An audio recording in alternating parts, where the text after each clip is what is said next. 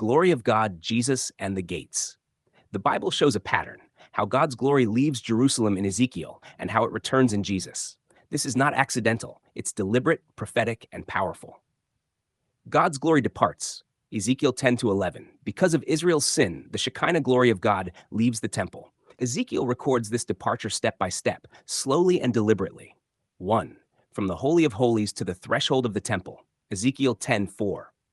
2. From the threshold to the east gate of the temple. Ezekiel 10:18 to 19.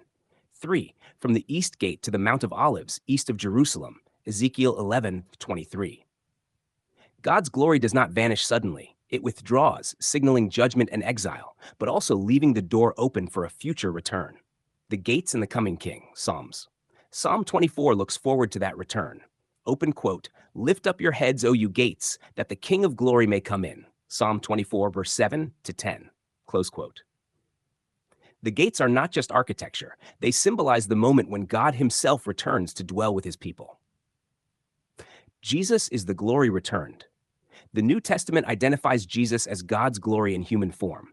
The Word became flesh and dwelt among us, and we beheld his glory. John 1:14. In him dwells all the fullness of the Godhead bodily. Colossians 2:9. What Ezekiel saw leaving, the Gospels show returning. Jesus' movements mirror Ezekiel's glory. Just like the glory in Ezekiel, Jesus moves along the same prophetic path. 1. He enters Jerusalem and the temple in the triumphal entry. Matthew 21:12, the King of glory comes through the gates. 2. He leaves the temple and speaks judgment and restoration in the Olivet Discourse. Matthew 24 to 25. 3. He ascends from the Mount of Olives after the resurrection. Acts 1, verse 9 to 12, the same place where the glory once departed. 4. He will return to the Mount of Olives in glory. Zechariah 14:4, Acts 1, verse 11. This is not coincidence. It is continuity. The big picture. Ezekiel shows God's glory leaving because of sin. Jesus arrives as that very glory returned. He departs temporarily, promising to come back the same way. When he returns, God's presence will dwell with humanity forever.